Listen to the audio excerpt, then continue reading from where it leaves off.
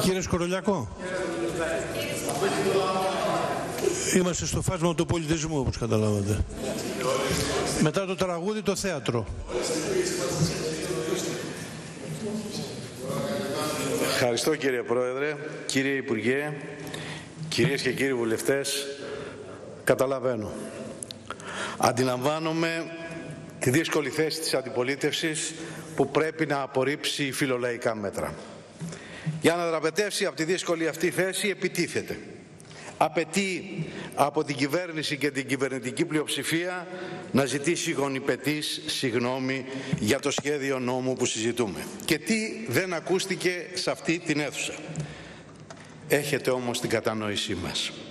Είσαστε εξαιρετικά δυσαρεστημένοι με όσα περιέχονται στο παρόν νομοσχέδιο και αγωνίζεστε να μην περάσουν οι διατάξεις γιατί είναι κατά τη γνώμη σας σε βάρος του ελληνικού λαού.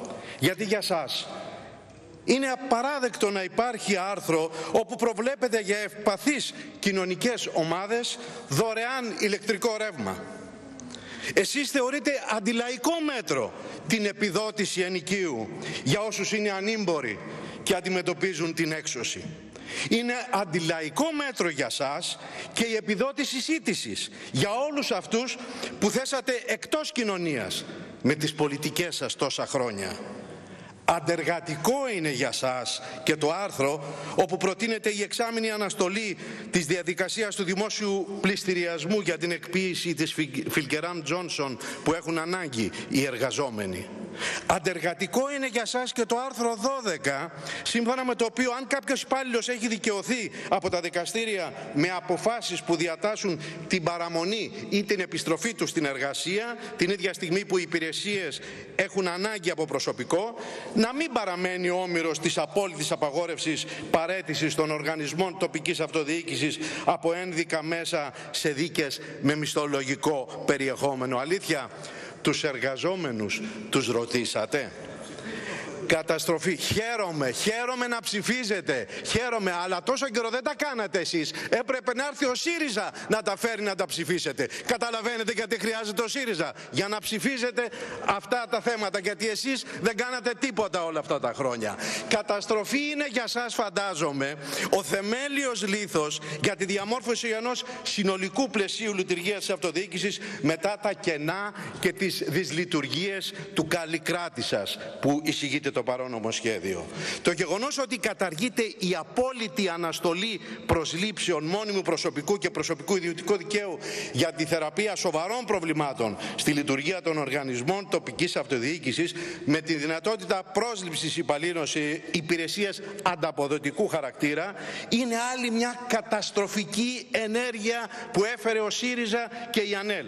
Πραγματικά, πού ακούστηκε να ανοίγουν θέσεις εργασίας? Πού φτάσαμε? Να ανοίγει θέσεις εργασίας ο ΣΥΡΙΖΑ. Είναι πάρα πολύ κακό αυτό, το καταλαβαίνουμε.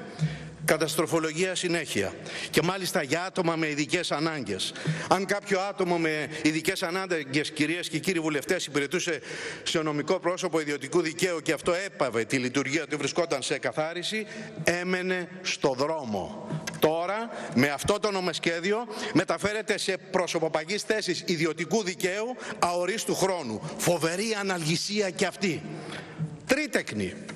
Παρέχεται η προστασία στις τρίτεχνες οικογένειες τόσο δια της πρόβλεψης πρόσληψής τους σε φορείς του ιδιωτικού και ευρύτερου δημόσιου τομέα, σε δημόσιες υπηρεσίες, σε νομικά πρόσωπα δημοσίου δικαίου και οργανισμούς τοπικής αυτοδιοίκησης μέσω της μοριοδότησης των γονέων αλλά και ενός από τα τρία τέκνα. Φοβερή αδικία και αυτή. Σήμερα το πρωί ήταν απάνω πολλοί σύλλογοι τριτέκνων και ήταν πάρα πολύ ευχαριστημένοι και ενθουσιασμένοι με αυτή τη ρύθμιση. Φοβερή αναλγησία λοιπόν για την οποία θα έπρεπε να ντρεπόμαστε, φαντάζομαι. Λειτουργούμε επιτέλους το νοσοκομείο της Σαντορίνης. Τι κάνετε όλα αυτά τα χρόνια? Θέσατε κάποια θέματα για την άποψή μας για τον τρόπο που δημιουργήθηκαν και το καθεστώς. Τι θα θέλατε? Να μην λειτουργήσει το νοσοκομείο? Λοιπόν, ο ΣΥΡΙΖΑ θα λειτουργήσει το νοσοκομείο προς όφελος των κατοίκων της Σαντορίνης, προς όφελος των επισκεπτών χειμώνα καλοκαίρι, προς όφελος του τουρισμού και της υγείας σε αυτόν τον τόπο. Το θέμα της επαναφοράς των δημοτικών αστυνομικών στις επανασυστηθήσεις υπηρεσίες της δημοτικής αστυνομίας μετά την υποχρεωτική μετάταξή τους από την κυβέρνησή σας σε σοφρονιστικά καταστήματα, και αυτό αποτελεί μέγιστη αδικία, φαντάζομαι. Ρωτήσατε τους δημοτικούς αστυνομικούς, κάντε τον κόπο. Αλλά σε αυτό το νομοσχέδιο υπάρχει και κάτι ανήκουστο. Προβλέπει, ακούστε να δείτε, τη χορήγηση επιδόματος επικίνδυνης και ανθυγιεινής εργασίας για τους εργαζόμενους στη συγκομιδή, αποκομιδή και επιστασία απορριμμάτων σε συνεργεία καθαριότητος. Φοβερά πράγματα φέρνει αυτό το νομοσχέδιο. Είσαστε στεναχωρημένοι και για τις παρεμβάσεις του νομοσχεδίου στον τομέα της παιδείας. Προβλέπεται στο νομοσχέδιο η ενισχυτική διδασκαλία και πρόσθετη διδακτική στήριξη σε μαθητές δημοσίων, γυμνασίων και λυκείων. Αυτή η αντισταθμιστική εκπαίδευση που εισάγεται, καταλαβαίνουμε πως δεν είναι εντός των πολιτικών σας. Για εσάς η ιδιωτική εκπαίδευση, όπως και η ιδιωτική ασφάλεια που πρότεινε σε αυτή την αίθουσα ο πρόεδρος της Νέας Δημοκρατίας, μαζί με τα άλλα που είπε για κόψιμο μισθών, συντάξεων, συρρίκνωση του δημόσιου τομέα κλπ, είναι προτεραιότητα. Το καταλαβαίνουμε.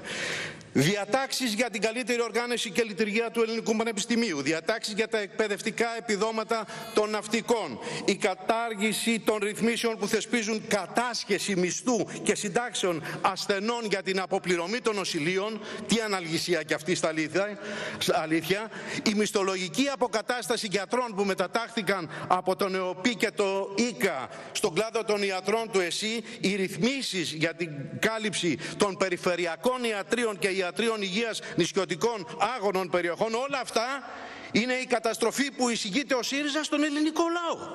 Κυρίες και κύριοι βουλευτές, το παρόν σχέδιο νόμου είναι θετικό και ενισχυτικό της πορείας για την επαναφορά στην κανονική ζωή των Ελληνίδων και των Ελλήνων. Το εισηγείται η κυβέρνηση του ΣΥΡΙΖΑ και των ΑΝΕΛ. Κατανοούμε τη δύσκολη αντιπολιτευτική σας θέση.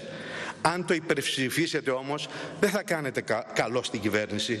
Θα έχετε κάνει μια θετική ενέργεια για όλον τον ελληνικό λαό. Χαιρετίζω αυτό το παρόν νομοσχέδιο και σας καλώ χωρίς φόβο αλλά με πάθος να υπερψηφίσετε όλα αυτά τα φιλολαϊκά μέτρα. Μπορείτε.